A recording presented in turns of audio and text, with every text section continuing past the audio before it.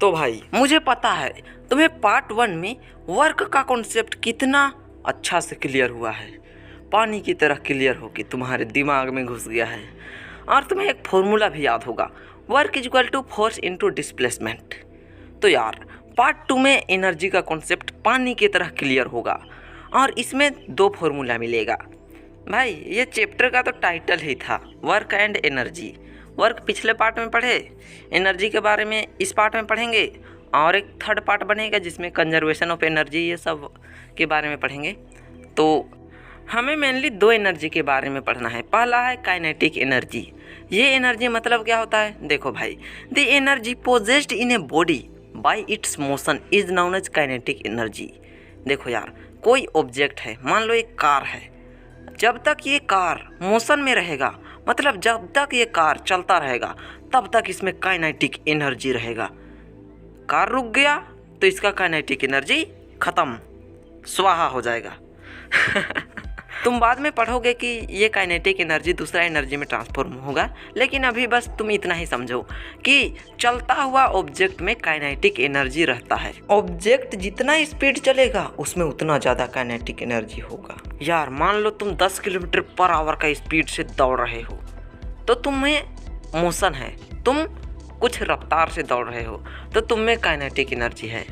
अगर तुम कोई पत्थर को 30 मीटर पर सेकेंड का स्पीड से फेंक रहे हो तो उसमें भी मोशन है, तो उस पत्थर में भी काइनेटिक एनर्जी होगा। यार काइनेटिक एनर्जी निकालने का फॉर्मूला भी मैं बताऊंगा, अभी तो बस तुम्हें मैं इंट्रोडक्शन दे रहा हूँ कि काइनेटिक एनर्जी किस महाशय का नाम है। तो यार काइनेटिक एनर्जी के साथ में हमें पोटेंशियल एनर्जी के बारे में भी पढ़ना है। तो ये एनर्जी हाइट पे डिपेंड रहता है। जैसे काइनेटिक एनर्जी स्पीड पे डिपेंड रहता है, इस तरीके से पोटेंशियल एनर्जी हाइट पे डिपेंड रहता है। जितना ज़्यादा हाइट तक कोई ऑब्जेक्ट उठाया जाएगा उसमें उतना ज़्यादा पोटेंशियल एनर्जी भर जाएगा। जैसे कि तुम कोई ऑब्जेक्ट को 20 मीटर तक उठाए तो उस ऑब्जेक्ट में पोटेंशियल एनर्जी की फॉर्म में कुछ एनर्जी स्टोर होगा, और जब वो ऑब्जेक्ट नीचे गिरेगा तो उसमें से पोटेंशियल एनर्जी ख़त्म हो जाएगा, धीरे धीरे ख़त्म होगा। भाई यार जब मैं ट्रांसफॉर्मेशन ऑफ एनर्जी पढ़ाऊँगा ना, उस समय मैं तुम्हें बताऊँगा कि कोई भी ऑब्जेक्ट को ऊपर तक उठाया जाता है तो उसमें पोटेंशियल एनर्जी की फॉर्म में कुछ एनर्जी स्टोर हो जाता है, और जब वो नीचे गिराया जाता है तो उसका पोटेंशियल एनर्जी धीरे धीरे ख़त्म होते जाता है। भाई जब मैं ट्रांसफॉर्मेशन ऑफ एनर्जी पढ़ाऊँगा ना, तो मैं तुम्हें बताऊँगा कि कोई भी ऑब्जेक्ट ऊपर से नीचे गिराया जाता है तो उसका पोटेंशियल एनर्जी काइनेटिक एनर्जी में कन्वर्ट होता है, क्योंकि कोई भी ऑब्जेक्ट को ऊपर से नीचे गिराने से वो मोशन में आ जाता है। भाई मैं तुम्हें एक कमाल का एग्जांपल दिखाता हूँ। देखो मेरे पास ये रबर बैंड है और ये एक कागज़ है, तो जब मैं इस कागज़ को इस रबर बैंड में फंसा के खींचता हूँ तो ये रबर बैंड में पोटेंशियल एनर्जी के रूप में कुछ एनर्जी स्टोर हो जाता है, और जब ये रबर बैंड को मैं छोड़ता हूँ तो वो एनर्जी उस कागज़ को आगे फेंकने में यूज हो जाता है। देखो फिर से भाई इस रबर बैंड से याद आता है, जब हम लोग छोटे थे ना यार, तो हमारे पास वैसा खेलने के लिए तो कुछ नहीं था, तो क्लासरूम में क्या करते थे, एक रबर बैंड ले आते थे और कागज़ को इसी तरीके से बना बना करके अपने दोस्तों को मारते थे। भाई मारने समय तो बहुत मज़ा आता था, कुछ मजाक भी कर लेते थे, लेकिन जब वो बेवकूफ़ जा कर के टीचर को कंप्लेन कर देता था ना, तो भाई वो टीचर डंडा लेके हमारे पास आ जाता था, और समझ सकते हो उसके बाद हमारा क्या नतीजा होता था। अरे यार दोस्त कह के मजाक करते थे तो वो बुरा मान जाता था, बेवकूफ़। तो भाई चलो काइनेटिक एनर्जी के लिए एक फॉर्मूला डिराइव करते हैं। आई होप तुम्हें काइनेटिक एनर्जी और पोटेंशियल एनर्जी का कॉन्सेप्ट अच्छे से क्लियर हो चुका है। तो दोनों का चलो जल्दी से फॉर्मूला निकालते हैं। देखो यार, मान लो कोई ऑब्जेक्ट मोशन में है, मतलब चल रहा है, तो उसका कोई इनिशियल वेलोसिटी होगा u। चलो उसका इनिशियल वेलोसिटी u मान लेते हैं। तो एक बंदा आता है और उस पर फोर्स लगाता है, तो चलो उस फोर्स को F मान लेते हैं। F लगाता है तो यार उसका वेलोसिटी चेंज होके v हो जाता है।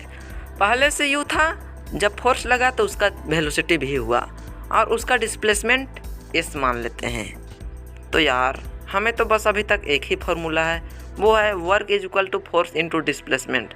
तो चलो यही फार्मूला का यूज करते हुए हम लोग निकालेंगे किसी भी ऑब्जेक्ट के काइनेटिक एनर्जी निकालने का फॉर्मूला। तो यार work done is equal to force into displacement होता है। ये तो तुम्हें पता है ना। हाँ भाई, तो मैं यहाँ पर एक फ़ोटो बना दिया हूँ, सेम फ़ोटो है, वही है, बस वो गाड़ी के जगह में अभी एक पत्थर बना दिया है। सब समझ गए हो ना। हाँ, तो देखो यार, work done is equal to force into displacement होता है। तो फोर्स बराबर क्या होता है, फोर्स बराबर ma होता है। इसको इक्वेशन 2 मान लेते हैं, और work is equal to force into displacement, इसको इक्वेशन 1 मान लेते हैं। भाई एक बात याद आ रहा है, मोशन चैप्टर में थर्ड इक्वेशन कौन सा इक्वेशन था? अरे भाई मैं पढ़ाऊँगा और तुम्हें याद नहीं रहेगा, तुम्हें पक्का याद होगा। 2as is equal to v square minus u square, यही तो इक्वेशन था। तो भाई यहाँ पर s को अलग करना है, s को बाहर निकालना है, इसलिए 2a को मैंने इधर भेज दिया। तो v square minus u square by 2a is equal to s, इसे हम इक्वेशन 3 मान लेंगे। तो चलो इक्वेशन 2 और इक्वेशन 3 को इक्वेशन 1 में पुट करते हैं। फोर्स के जगह में ma लिखते हैं, s के जगह में v square minus u square by 2a लिखते हैं। कोई दिक्कत तो नहीं होगा भाई? अरे यार बिल्कुल नहीं होगा। तो work done is equal to क्या हो जाएगा, ma into v square minus u square by 2a हो जाएगा।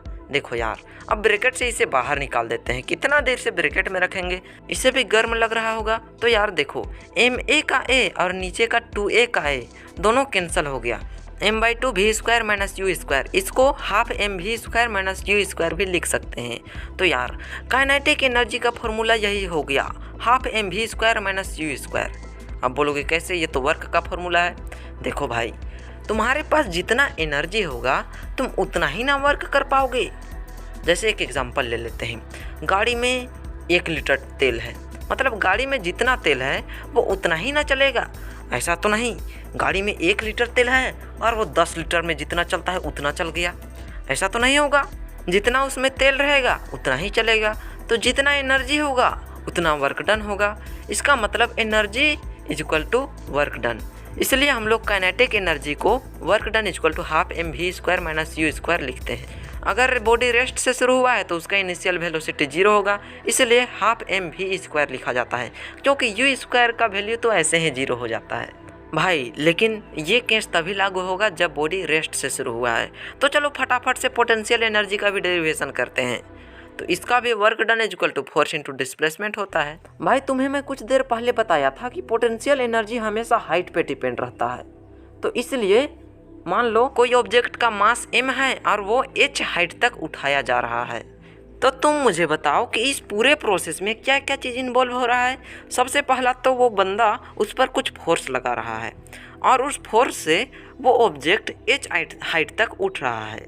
तो force is equal to mg मान लो और हाइट को हाइट ही मानो, डिस्प्लेसमेंट के जगह में हाइट लिख देंगे, क्योंकि इस केस में बॉडी डिस्प्लेस ही ना कर रहा है। तो इसीलिए फोर्स के जगह में mg लिखते हैं और s के जगह में h लिख देते हैं, है ना। तो पोटेंशियल एनर्जी का फॉर्मूला होता है mgh। भाई तुम्हें पोटेंशियल एनर्जी और काइनेटिक एनर्जी का फॉर्मूला पता चल गया है, और तुम ये भी सीख चुके हो कि दोनों फॉर्मूला को कैसे डिराइव करते हैं। तो भाई एक एनर्जी के बारे में फिर जानो, मैकेनिकल एनर्जी।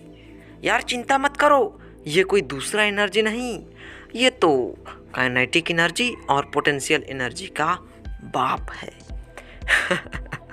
बाप है मतलब उसका बाप मत समझ लेना भाई।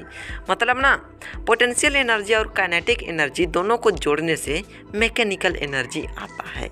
यदि कोई बंदा पूछे कि find the mechanical energy of फलाना चिलाना ढिकाना, तो बस उन दोनों का काइनेटिक एनर्जी और पोटेंशियल एनर्जी निकाल देना और दोनों को जोड़ देना, बराबर मैकेनिकल एनर्जी लिख देना। कोई कुछ नहीं बोलेगा यार, बिल्कुल सब सही हो जाएगा। तो यार एक चीज़ तुम जान लो, वो क्या चीज़ है भाई? देखो, जैसे फोर्स का ऐसा यूनिट जूल होता है ना, अरे यार फोर्स थोड़े ना, वर्क का ऐसा यूनिट जूल होता है ना, ठीक इसी तरीके से एनर्जी का भी ऐसा यूनिट जूल ही होता है। फोर्स का ऐसा यूनिट नहीं, वर्क का ऐसा यूनिट जूल होता है, इसी तरीके से एनर्जी का ऐसा यूनिट जूल होता है। तो यार चलो भाई, आज के लिए तो बस इतना ही। अब मिलेंगे हम लोग थर्ड पार्ट में। आई होप एनर्जी का कॉन्सेप्ट भी तुम समझ चुके हो। तो चलो बाय, मिलते हैं नेक्स्ट पार्ट में। यदि चैनल सब्सक्राइब नहीं किए हो तो सब्सक्राइब कर देना, वीडियो पे एक लाइक ठोक देना और एक अच्छा सा कमेंट कर देना। बाय।